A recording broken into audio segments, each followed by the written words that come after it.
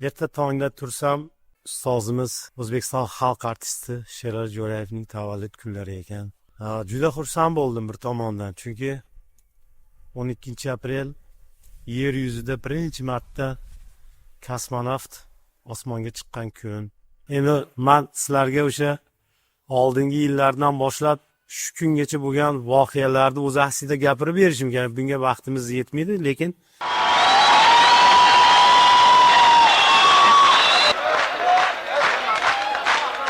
Valijon shogirdimizni xonadonida shu men gapirayotganda shuni tuzatib yubor. borganimizda ham o'sha xonadonda yonlarida turib xizmatlarni qilganmiz. Sherali baribir Sherali qo'shig'ini aytishimni muxlislar so'radi. Ustozingiz san'atlari barhayot.